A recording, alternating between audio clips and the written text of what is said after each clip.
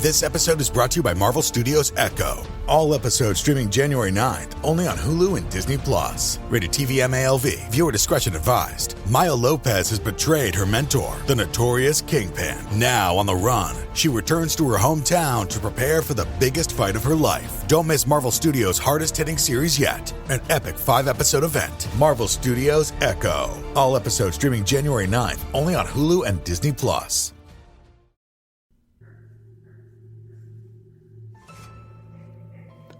Hello, and welcome to Scare You to Sleep. I'm your host, Shelby Scott. How are you this week? I had a pretty good one.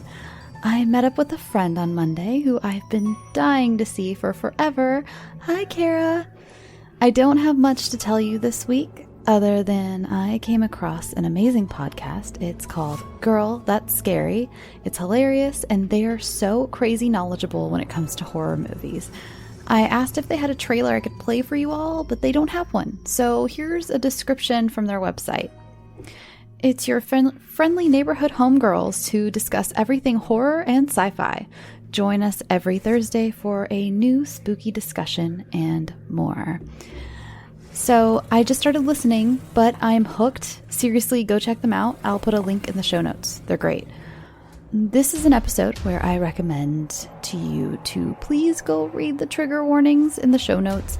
If you have any triggers you may be concerned about, heads up, these trigger warnings may contain spoilers. It's been a couple weeks since I've had to do trigger warnings, I think, so I just wanted to remind you all that they're still going to be in the show notes. All right, now without further ado, first up this week is a new one from Robert Herr. You know Robert from the terrifying stories Oi Miacon and Friend. This week, he sticks with eerily foreboding one-word titles with Simon.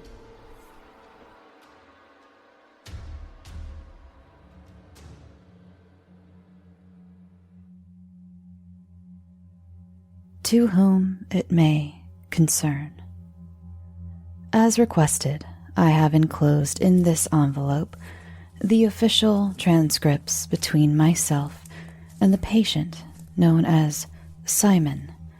I have also included any other information I have been able to collect from the hospital's archives.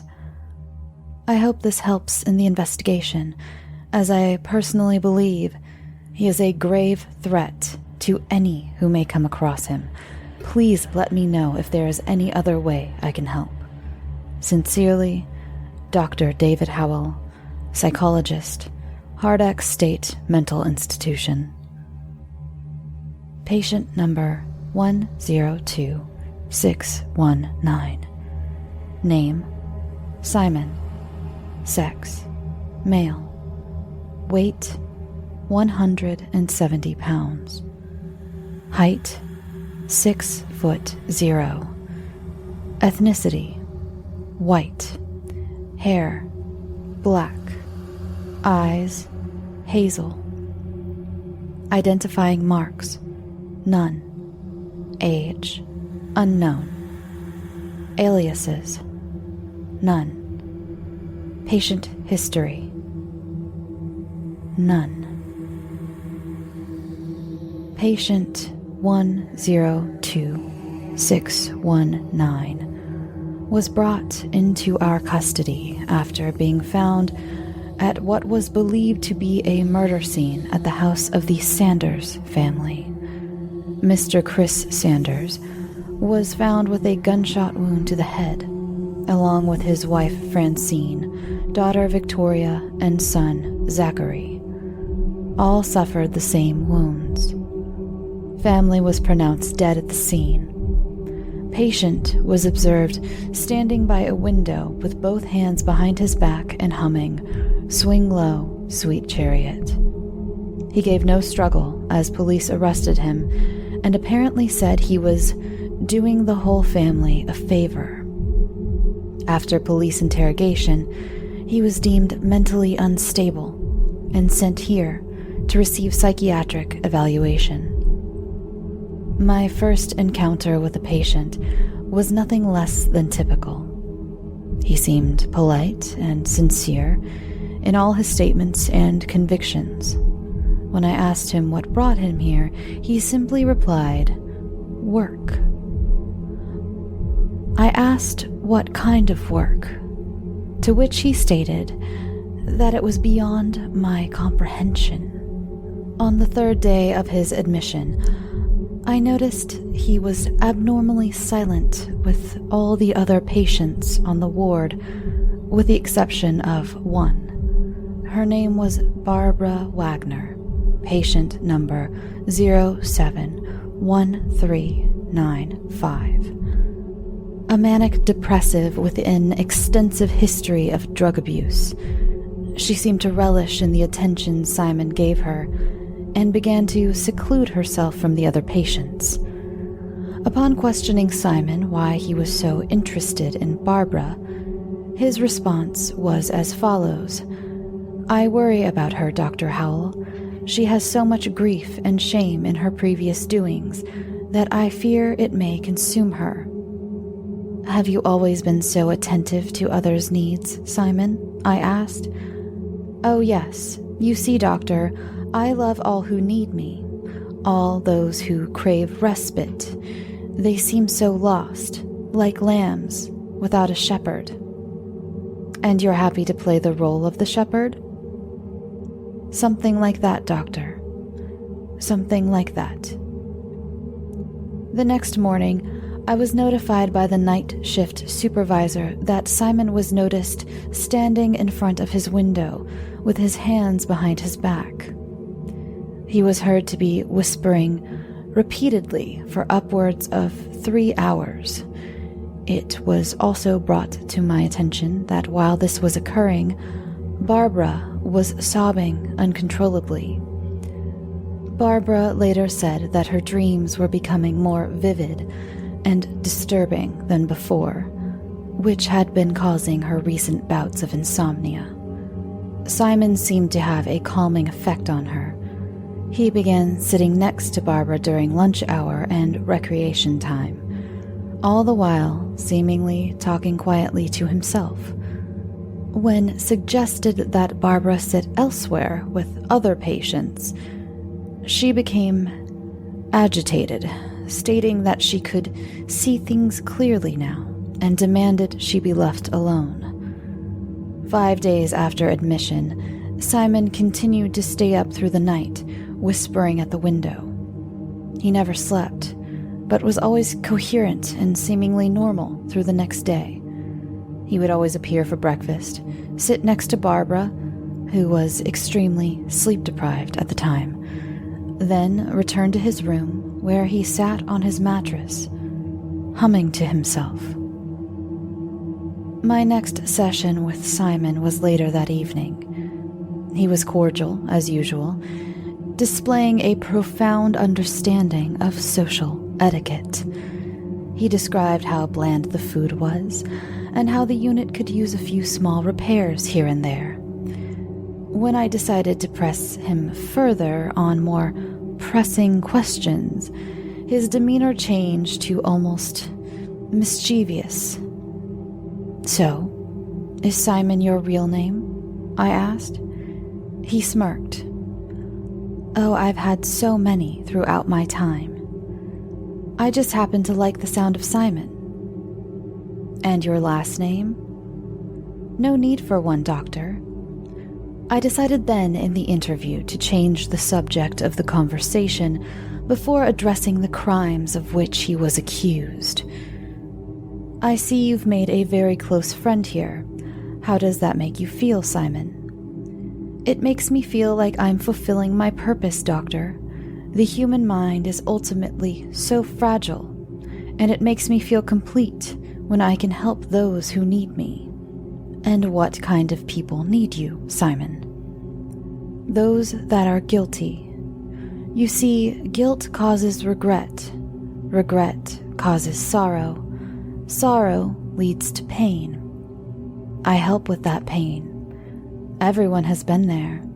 Those nights where you wish for things to have turned out a little bit differently. If you had the courage to say that last goodbye, if you could have seen how things were going to end just a little bit sooner. At that moment, I told Simon that our time was up for the day, but that I was intrigued to continue the conversation during our next appointment. As I left the room, the patient stopped me. He said, "You're watering them too much." "I'm sorry?" "Your plants, doctor. You're giving them too much water. Calla lilies grow best when watered every other day. That's why they're starting to droop." I assured him I had no idea what he was talking about and left. How he knew what plants I grow in my home escaped me, but I refused to let it sidetrack me from getting a proper diagnosis for the patient. 7 days after admission, Simon's behaviors remained mostly unchanged. He would stay up at night, converse only with Barbara or myself, and continue to hum to himself in his spare time. My next session with Simon was scheduled for 3 p.m. that day.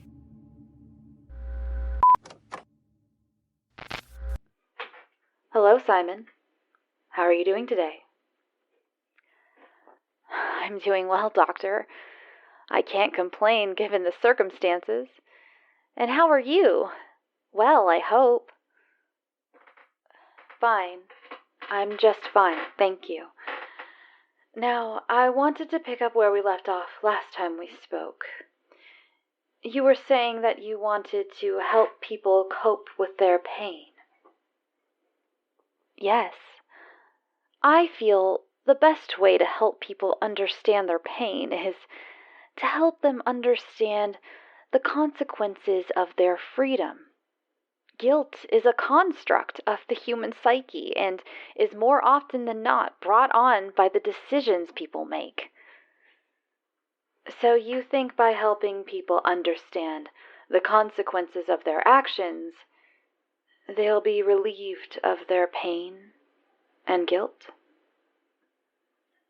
Well, yes and no. Let's use Mr. Sanders as an example. You see, he was a man who was used to getting what he wanted. He had a beautiful house on a cul-de-sac, a gorgeous wife, 2 wonderful children.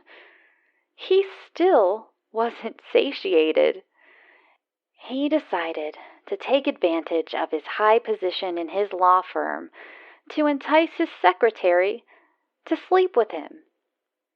This was a man who had everything anyone could want and threw it all away for a one-night stand. One night, he received a call from his secretary and was told she had become pregnant. I see. And this was when you decided to help him? He stood to lose everything, doctor. His job, his wife, his family. Mr. Sanders was at a point where he had never been before. He felt guilty. He was at his darkest moment, and he needed a friend. So I decided to introduce myself.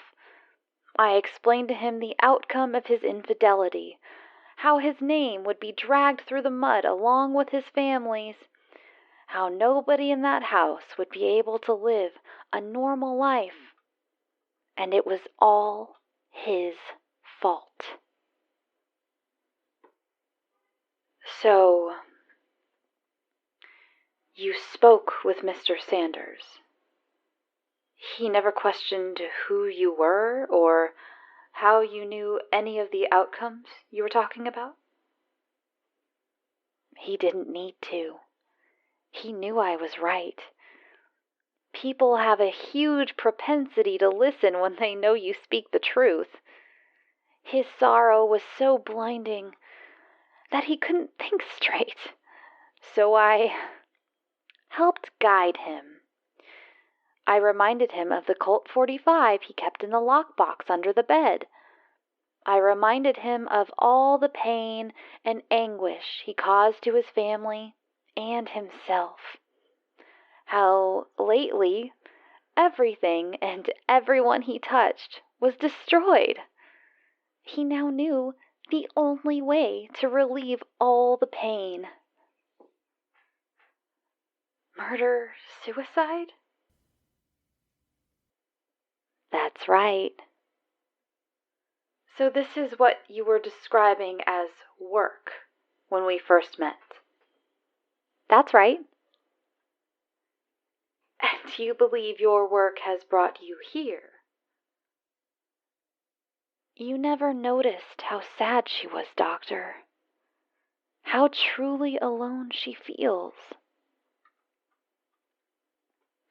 I'm assuming you mean Barbara. She chose to lead this life of debauchery and drug use. Her poor mother survived through all of life's trials and tribulations, only to have her daughter make the same mistake she did. Most people say she died of a broken heart. She slowly killed her own mother, Doctor. Imagine the crushing pressure. Oh. What is it, Simon? You already have an inkling of how it feels, don't you, Doctor? I'm not sure what you mean.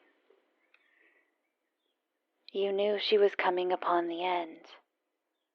You knew all she wanted was to see you and try to apologize.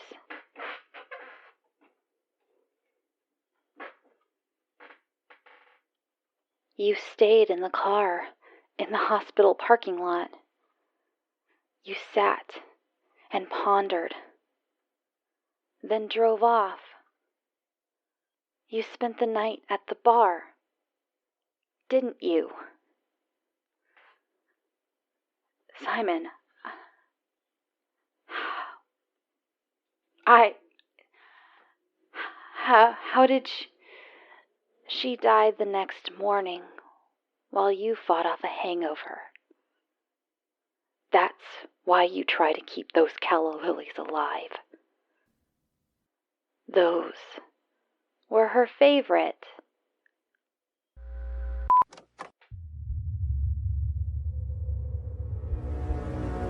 After leaving the session, I decided to take the rest of the day off.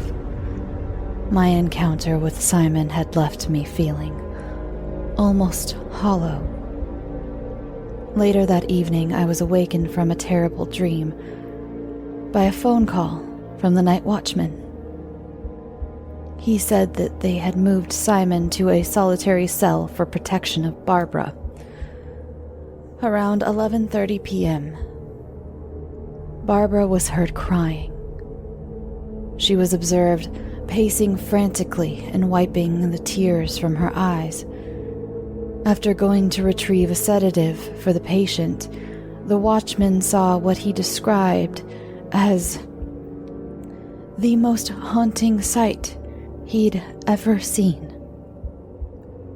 Barbara had hung herself with her bedsheet wrapped around the light fixture on the ceiling. Standing in front of her window was Simon. His face looked outside, his hands behind his back, humming "Swing Low, Sweet Chariot." From the shadows emerged 4 black humanoid figures. Their presence was non-corporeal, and they seemed to float along the floor. They circled around the hung body and dropped their heads, all while rhythmically chanting something in a low, inhuman voice. As the watchman attempted to open the door, a bright and blinding light exploded from the room. Simon and the 4 entities were gone, leaving behind nothing but the swinging corpse, rocking gently forward and backward.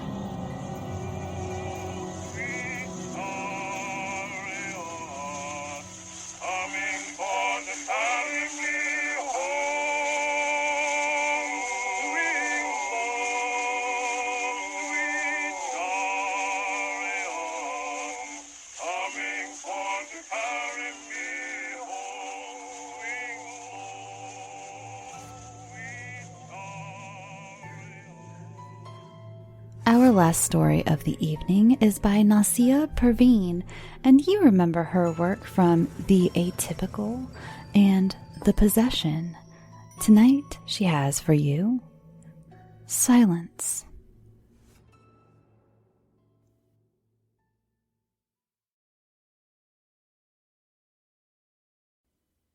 Silence. I was walking alone that night. No soul in sight. It dawned on me that finally I was truly, utterly, heart-wrenchingly alone. Everything was completely silent. Neither the crickets would sing, nor the owls would hoot. I would walk, run, or saunter, depending on my level of anxiety and fear. From time to time, my eyes would wander back at the direction of our house. No, it's not our house anymore. From now on, it's the house. It was the house I grew up in, whose every nook and cranny was familiar to me like the limbs of my own body. It was the house which I will miss the most in coming days. There was always so much noise in that house, so much chaos, almost like pandemonium. So much so that even burying my head under the pillows every night didn't help a bit. God knows how I craved a little silence. I really just wanted a little peace and quiet to be part of a normal family. Who could blame me? Growing up, I only saw my parents fighting, screaming, and only screaming. They both had such hoarse voices. If not on anything else, together they put up an excellent teamwork in raising a cacophonous clamor. If only they had put so much effort in their relationships, Perhaps the incidents or accidents of that night would never have happened.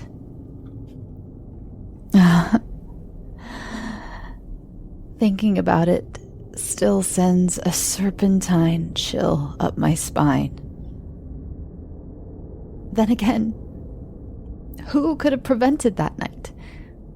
Perhaps even before I was born, or before my parents even met each other.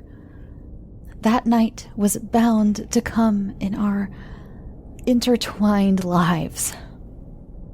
In Greek tragedies, the heroes don't have any control of their lives. They are just pawns or tools in the mirth of cruel gods. Hercules, Oedipus, or Achilles could never escape the fate those divine entities had decided for them. Don't get me wrong, I'm no hero. If anything at all, I'm the villain in this story. It wasn't just that all the noise was contained in that house alone. School had never been easy. There were always so many sounds there. The clatter of pens, clash of books and all yelling and shouting in the corridors. Even while walking down the street, I could always hear the dogs howling, cats screeching, doors slamming, cars honking. The list could go on. Anyway, that night had been different. It was supposed to be pleasant, if not perfect. For one thing, I was not bombarded with my parents' petty quarrels. It was my birthday, and they were kind enough to keep their mouths shut. I had never been a party person, and my parents were not too keen on spending time and buying presents. I used to get a $100 bill each year. It was a nice enough arrangement which made all the parties happy. But happiness could only last so long, right? It all started with freaking mashed potatoes. Can you believe it? These taste awful. Did you make these? I think they taste just fine. Of course. Are you insinuating something? You would understand if your brain was developed enough. You are a misogynistic pig. You know that? What did you just call me, bitch? At times like this, the house would become my only friend. Embracing me, holding me tightly, and sheltering me from the world. But what it couldn't do was switch off those clamors. Throb, throb, throb. Beat, beat, beat. I could then hear the noises inside my own body. I felt dizzy. Bile rose in my throat. My ears were ringing. It was as if a monster was hammering in my brain. Mom, Dad, stop, please. As expected, they were too preoccupied to pay attention to me. And this was only just the beginning. I was sure it would go on the whole night. You see, I just couldn't take it anymore. As if possessed by something or under some hypnotic spell, I went to my room quietly and grabbed a hammer from under the bed and returned to the place of our pleasant family dinner. They didn't even notice, which made me angrier. I stood behind my father and took a swing at his head with full force. He jerked around, and I could barely register the disbelief in his face before he fell face first on the floor. I hit him again, and again, like that monster hitting my head. My mother was rooted to the floor with shock. Then, the worst thing happened. She began to scream. I dropped the hammer and pinched my temples. But the screaming wouldn't just stop. I felt it could go on for eternity unless I intervened. So, in that moment, I did what I had to do. Who knew then that the spine-chilling scream of the woman who gave birth to me would be the last noise I would ever hear? After all of it was over, I calmly took a bath and filled a bag with whatever money I could find in the house. Police will surely be looking to put someone in jail for murder in this posh neighborhood. I feel ashamed to admit it, but thinking back, after killing two loudmouths, those first few minutes of walking alone in the street, no noise anywhere, were perhaps the best moments of my life. though at that time I thought my stomach had turned into lead because of nervousness. I think all was quite all right until I myself opened my mouth to scream. It was nothing serious.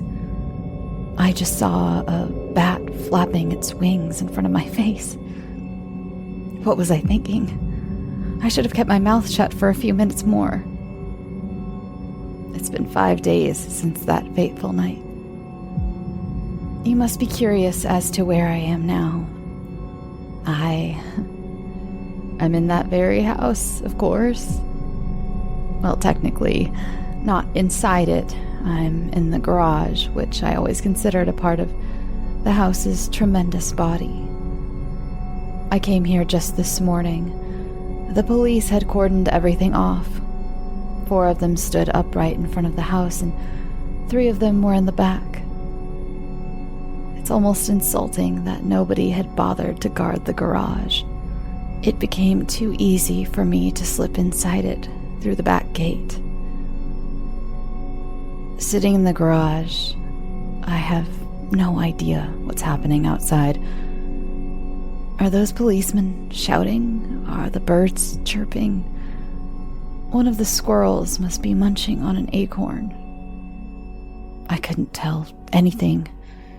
In those first few hours after the discovery, I prayed. I sincerely prayed with all my heart that it would come back. I briefly contemplated seeing a doctor, but I knew that the idea was stupid and reckless. I couldn't think straight. The silence was so deafening, you see. It was suffocating my whole being, stifling my worldly existence. Curious, isn't it? How the human mind works. It's only after you realize you can't have something that you develop a real hunger for it. I miss it. I miss it so much. I miss all those noises of the world, of water running in the stream, rain beating against the windows, dogs barking, cats meowing. I want to hear it all. But I don't want to go to prison either by visiting a clinic.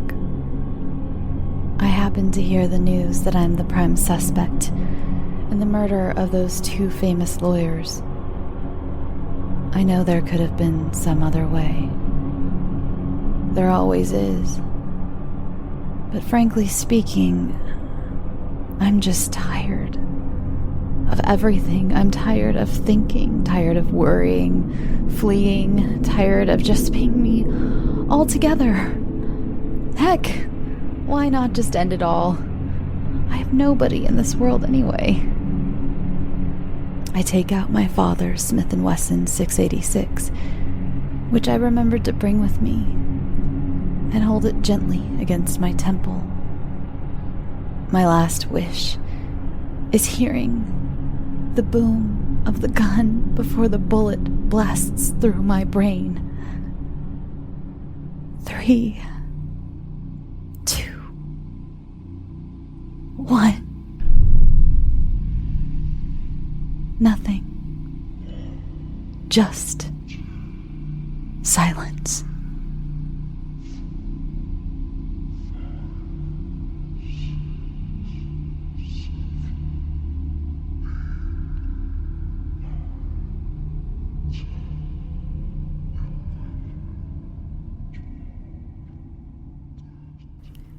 Thanks for listening. I hope you enjoyed tonight's stories. Oh, I'm off script again. Here I go. I have a little bit of a treat for you before we go. Right here, I have a little box of matches that was sent to me.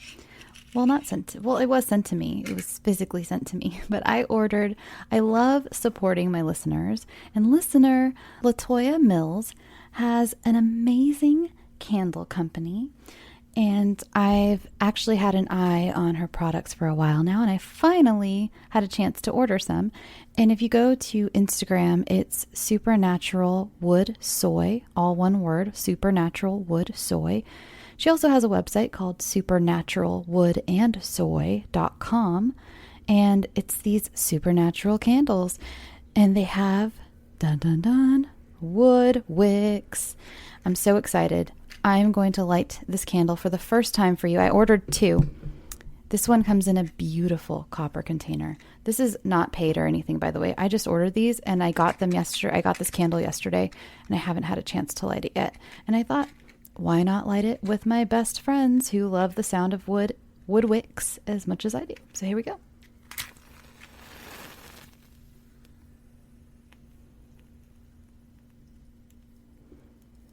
You may also hear the sound of a helicopter buzzing around my apartment because Los Angeles, that's just the way it goes.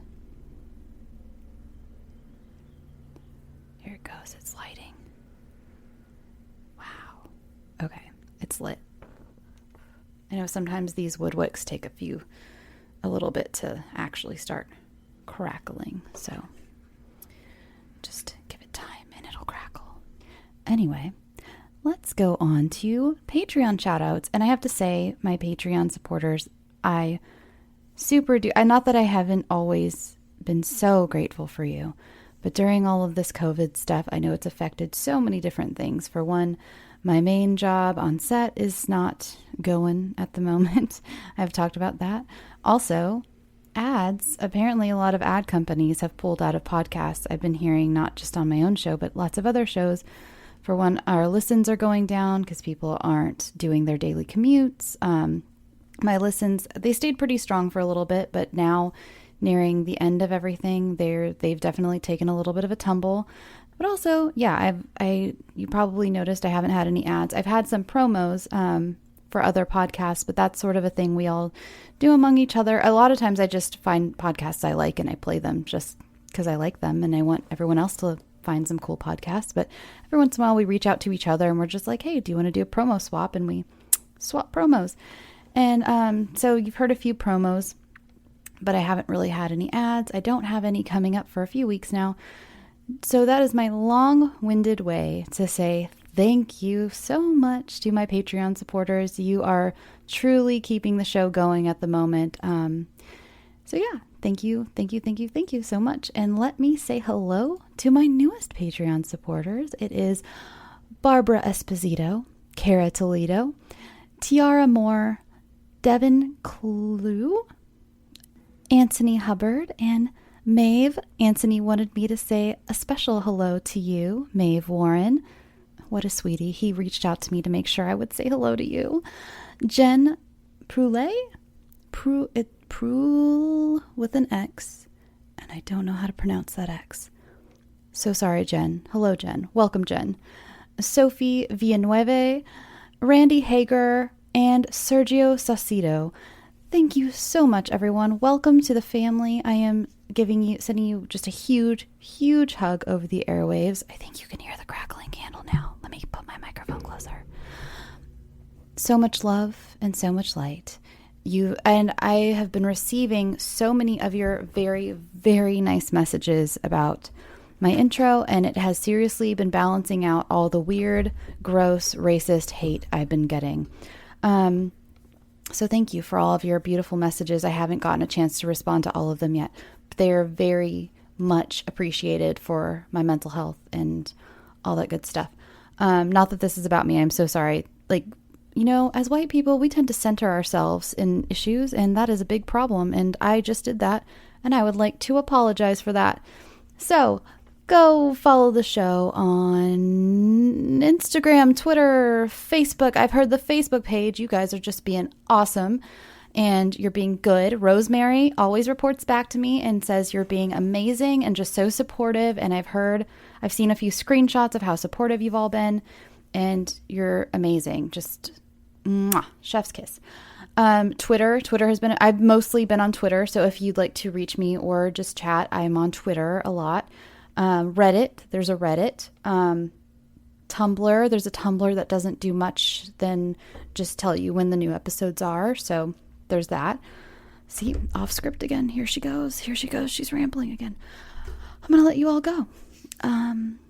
Thank you for listening to my crackly candle. Thank you, LaToya, for just an amazing product. It's beautiful. Like, it's stunning. I'm so glad you talked me, or you didn't like talk me into, but you made sure to ask if I wanted this copper one. It's gorgeous. I'm sitting here staring at it in my face, and it's just so beautiful. So yeah, check out Supernatural Wood and Soy. I believe that's it. So unclench your jaw, go get a drink of water, and go get some sleep. Sweet dreams.